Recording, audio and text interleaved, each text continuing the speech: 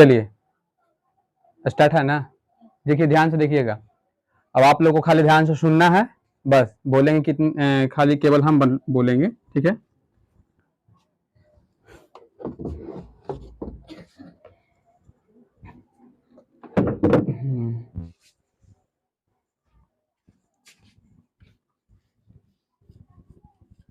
देखिए आज हम एक चरला पहले रैखिक समीकरण बताएंगे, उसके बाद दो चरला रैखिक समीकरण बताएंगे। देखिए वहां पर एग्जाम्पल में एक चरला भी रैखिक समीकरण दिया हुआ है और दो चरला भी रैखिक समीकरण दिया हुआ है।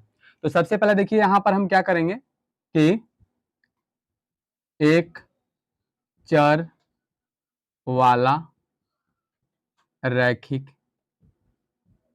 समीकरण, एकदम सिंपल भाषा में समझिए कि समीकरण होता क्या है। तो समीकरण होता है कि आपका चर और अचर, चर और अचर यहां पर दिखाई पड़ रहा है ना, चर और अचर, चर और अचर दोनों जो है आपका बराबर चिन्ह, यानी कि बीच में जो है आपका बराबर रहेगा ऐसे, और चर और अचर दोनों मिला हुआ रहेगा। जैसे मान लीजिए यहाँ पर 2x है, 8 है, ये समीकरण है, ठीक है।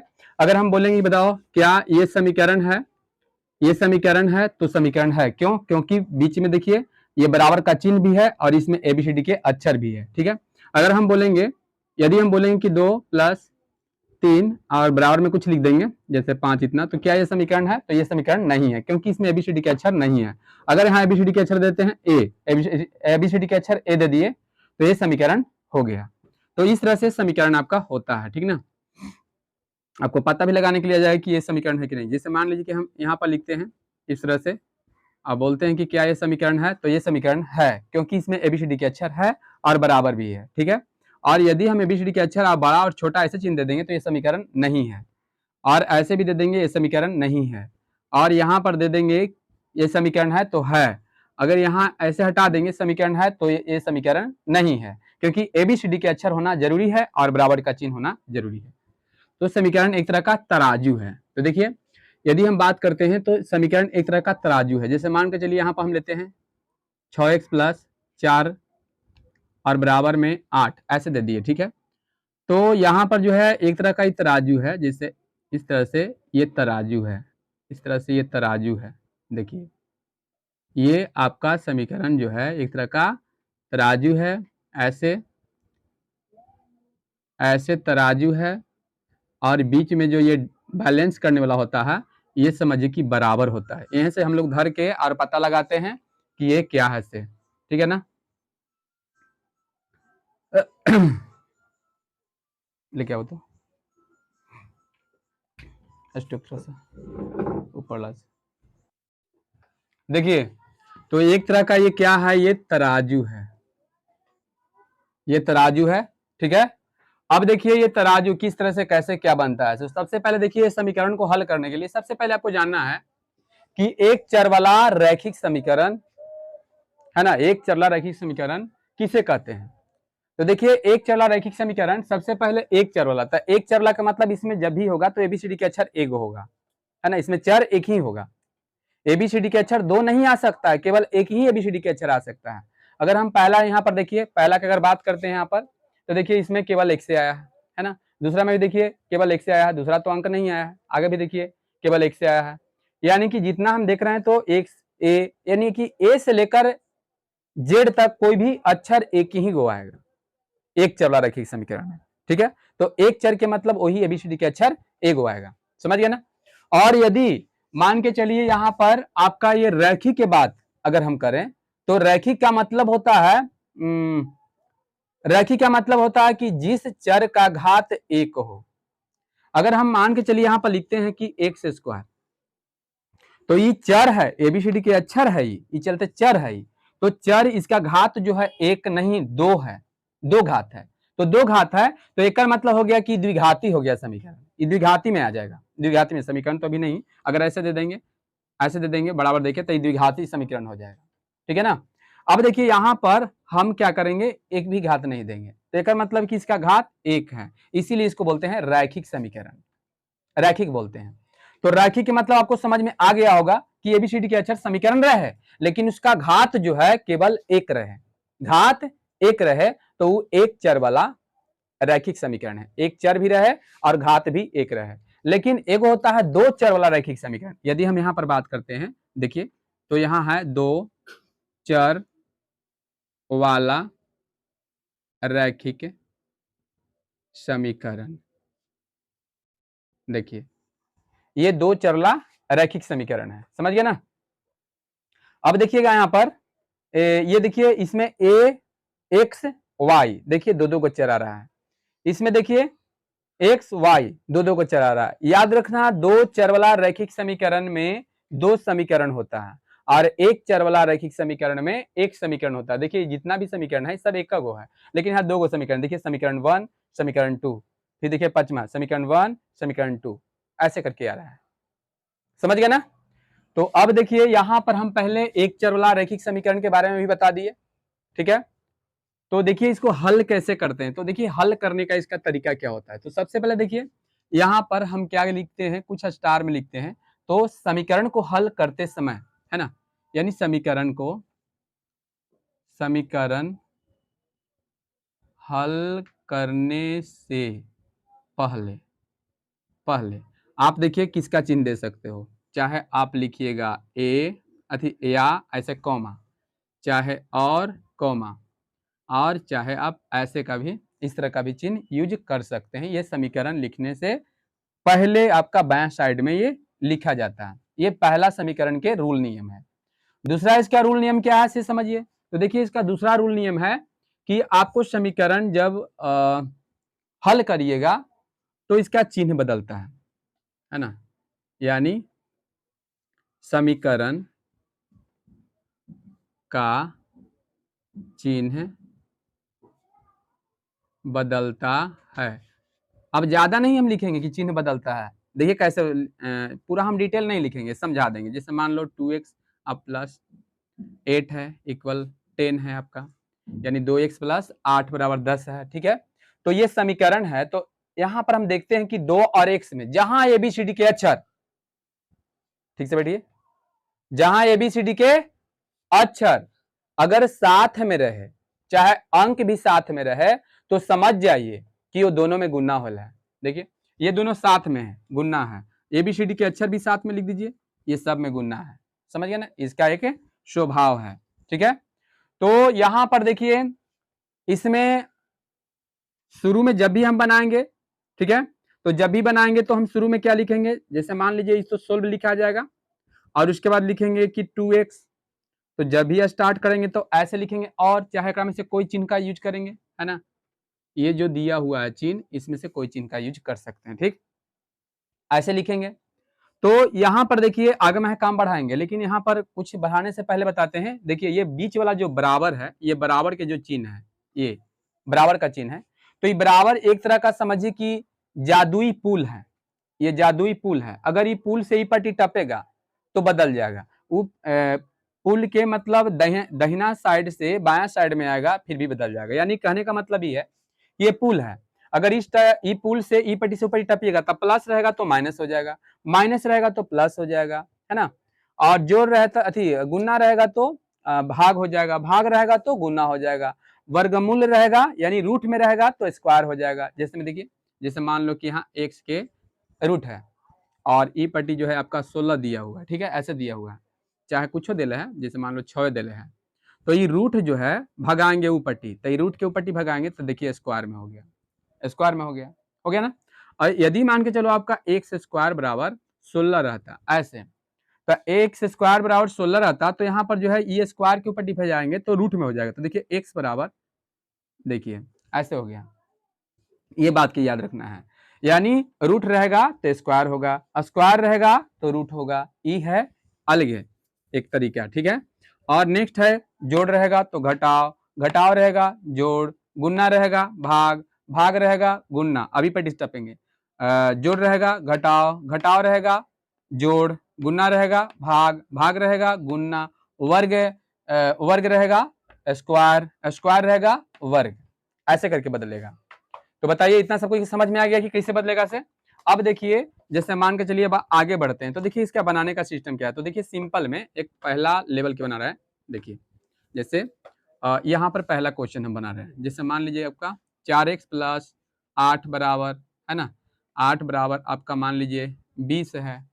ठीक है, आगे बढ़ते हैं और लिख रहे हैं, यहाँ सोल्व करना है आपको, शुरू में सोल्व लिखना है। ठीक है, हल हल लिखिए चाहे सोल्व लिखिए, आपको मन है कि हम हल लिखेंगे तो हल भी लिख सकते हैं ऐसे, और नहीं तो सोल्व लिखिए, इसमें से कोई एगो लिखिए, कोई दिक्कत नहीं है। तो चलिए आगे बढ़ते हैं।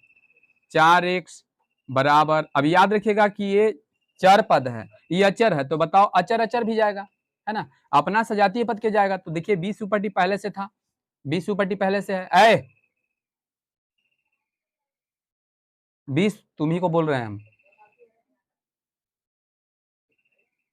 20 ऊपर टी देखिए है, तो देखिए ये जो है ना, इसका अपना सजातीय पद के ऊपर टपेगा, तो देखिए ये 8 जो है प्लस में है, तो ऊपर ही टप जाएगा, देखिए माइनस हो गया, टपा ना।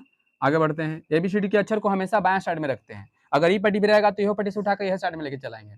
चलिए अब आगे बढ़ते हैं। एक बात और याद रखिएगा, ये भी जान लेना जरूरी है, जैसे मान लो कि यहाँ पर 2x और बराबर 8 है, ठीक है, और प्लस मान लीजिए x है, ठीक है, तो यदि हम ये x को देखिए, x को ध्यान दीजिएगा, ये x जो है अपना सजातीय पद के पास आएगा नहीं, अपना जात भाई के पास आएगा ना, क्योंकि पट्टी x है, पट्टी x बिछड़ल है, तो देखिए यहाँ और लिखेंगे, और यहाँ 2x आई पट्टी से टपेगा तो ये प्लस में है, तो ये पट्टी आएगा तो माइनस में हो जाएगा, 8 ऊपट्टी रहेगा, ऊपट्टी ही अभी रहेगा, समझ में आ रहा है। अब बताओ यहाँ पर क्या हो जाएगा, तो एक से 2 में से 1 घटा, तो x बराबर 8, आंसर आ गया, इस समीकरण का आंसर आ गया। ठीक है, और यदि ऐसा भी कंडीशन होता है, ध्यान रखिएगा, जैसे मान लीजिए कि आपका यहाँ पर 2x और बराबर में 8 प्लस x है, यदि आप चाहते हैं, जैसे मान लीजिए यही तराजू के देख लीजिए, एक पट्टी बटखारा है, एक पट्टी चावल है, अगर एक पट्टी बटखारा एक पट्टी चावल दोनों पहले से बराबर है, ठीक है, अब बताओ ये चावल को उठाकर बटखारा दंड रख दीजिएगा और बटखारा को उठाकर चावल दंड रख दीजिएगा पूरा, तो बताइए दोनों में ज्यादा कम हो जाए कि उतना ही कि उतना ही रहेगा, उतना ही कि उतना ही रहेगा, रहेगा ना, उतना ही कि उतना ही, कुछ असर नहीं पड़ेगा क्योंकि दोनों तो बराबर है। लेकिन अगर मान के चलो ये चावल है, बटखारा है, बटखारा यानी चावल में से एक मुठ्ठा निकाल के रख देंगे तो ये ज्यादा और कम हो जाएगा, इधर से कुछ नहीं किए हैं, एने से 100 ग्राम निकाल के, चाहे जो भी है 100 ग्राम चावल निकाल के हटा दिए, तो ये घट जाएगा, ये उठ जाएगा ऊपर, आई बढ़ जाएगा, हो जाएगा ना ऐसे, फिर इसमें 100 ग्राम डालोगे तब इसका लेवल में आएगा, अगर इसमें 100 ग्राम निकाल रहे हो तो इधर भी 100 ग्राम निकालना पड़ेगा, तब दोनों जो है बराबर में आ जाएगा। आ रहा है समझ में ना। और तो यही हम कहने का मतलब मेरा ये है कि अगर ये पूरा दोनों बराबर पहले से ही है, तो चाहोगे तुम कि हम कोई के ना बदले, तो ये पूरा को उठाकर ई पट लेके चलाओ, आई वाला को उठाकर ई पट लेके चल जाओ, तो कोई बदलाव नहीं होता है, ये भी बात याद रखिएगा, ठीक है ना। चलिए देखिए आगे, तो यहां पर देखिए ई स्टेप आए हैं, तो अब आगे बढ़ते हैं। 4x बराबर आपका हो जाए 20 में से 8 घटा देंगे तो 12 मेरा हो जाएगा, 12 8 20 होता है, फिर और लिखेंगे ऐसे, और यहाँ पर लिखेंगे कि 4 और x में क्या होला है, तो गुन्ना होला है, 4 और x में गुन्ना है, तो 4 जो है अपना जात भाई भी ऊपर जाएगा, अपने सजातीय पद के पास जाएगा, तो x तो यहीं पर रहेगा, और 4 जो है ऊपर जाएगा, तो 4 ईपट्टी गुना में है, तो 4 ऊपट्टी जो मंत्र वाला जो पुल है ऊपर टपेगा तो ये भाग में हो जाएगा, तो इसका मतलब 12/4, चरती आई 12, इसलिए आपका x बराबर 3 आंसर हो गया। ठीक है, ये 3 आपका क्या हो गया, आंसर हो गया। इसी टाइप के अगर हम आगे जो है दूसरा नेक्स्ट टाइप के बताते हैं, जैसे मान लीजिए, याद रखिएगा, जैसे मान लीजिए आपका लिखल है कि 5y + 8/4 है और बराबर में 2/3 है, ऐसा टाइप के मैथ है। तो जहां मैथ में आपका जो है ये समीकरण में जहां भी आपका ये दोनों साइड में बट्टा आ जाए, दोनों साइड में बट्टा आ जाए, तो इसका बनाने का सिस्टम थोड़ा अलग है। बट्टा आ जाए तो इसको कैसे बनाएंगे, किस तरह से बनाएंगे, इसको बढ़िया से समझना है। दोनों साइड में बट्टा है तो हम क्या करते हैं, यहाँ पर तो सोल्व कर ही रहे हैं, यहाँ पर हम सोल्व करेंगे, यहाँ से भी सोल्व कर सकते हैं, तो पहले उतार लेंगे 5y, है ना, इस तरह से लिख लिए हम, और 2/3 लिख लिए। अब फिर यहाँ से शुरू होगा और शुरू होगा, ये कहाँ देखती है स्टॉप, थोड़ा सा स्टॉप कीजिए, तो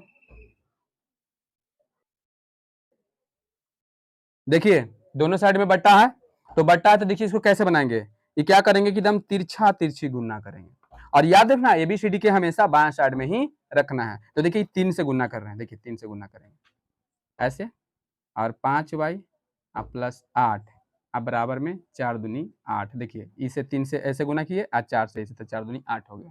अब आगे यहाँ बढ़ेंगे, अब देखिए यहाँ पर गुना कर देंगे, ऐसा टाइप के गुना आपको बताए हैं हम, बताए हैं ना। तो देखिए पंक्ति आई 15y, आप प्लस में हो जाएगा अड़ती आई 24, बराबर में हो जाएगा मेरा 8।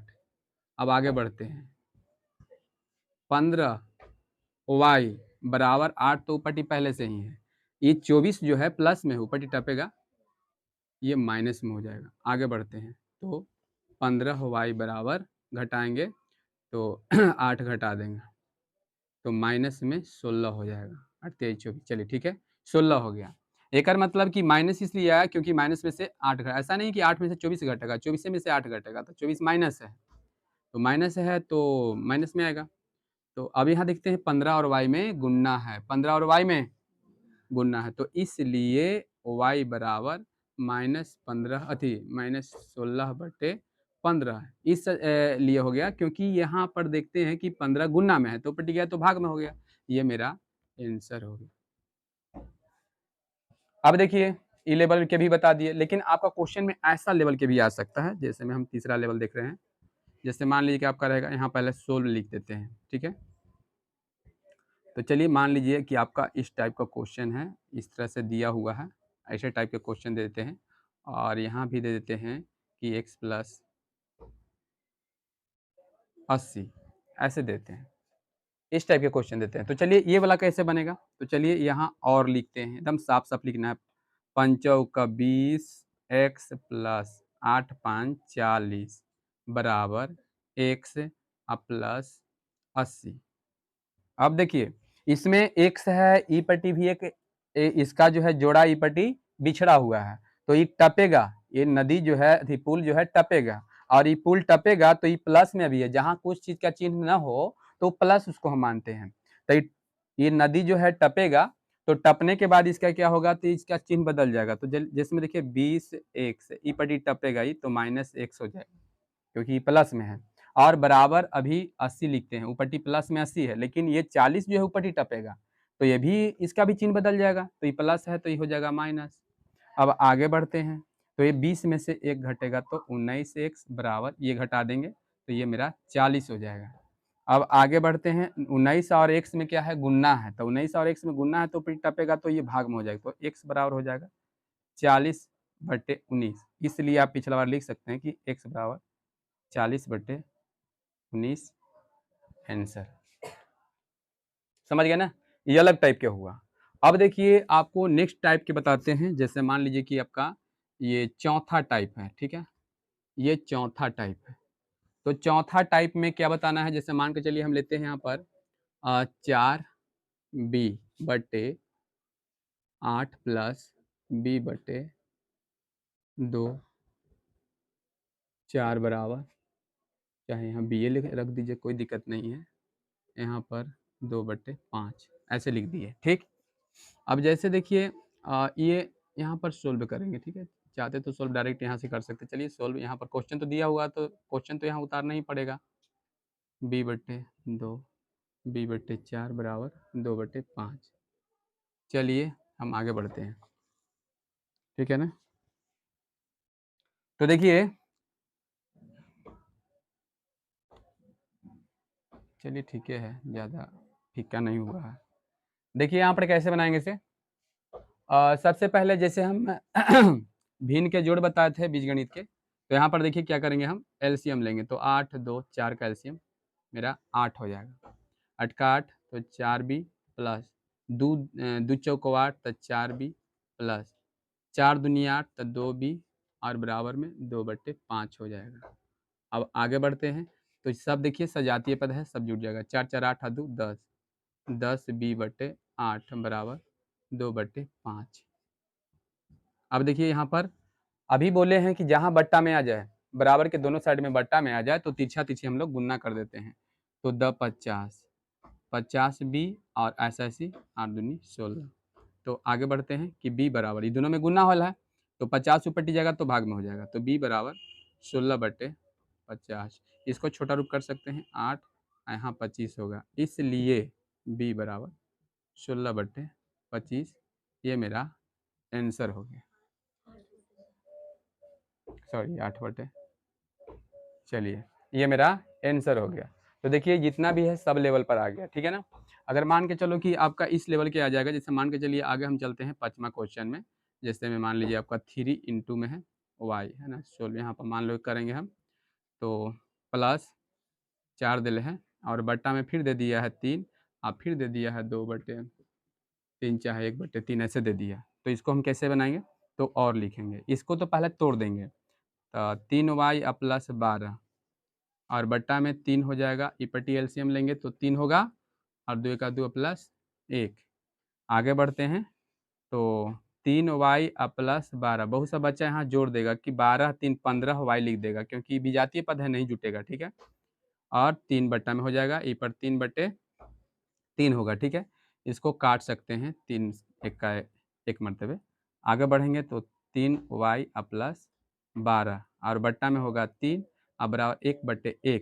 अब जहाँ बट्टा में आ जाए तो तिरछा तिरछी गुना करते हैं।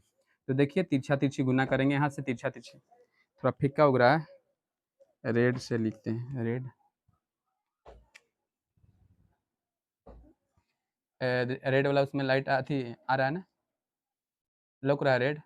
चलिए देखिए, तो यहाँ पर देखिएगा तिरछा तिरछी गुना करते हैं तो 3y है ना बराबर ये तिरछा तिरछी गुना 3 का 3। आगे बढ़ते हैं तो 3y प्लस स्टॉप,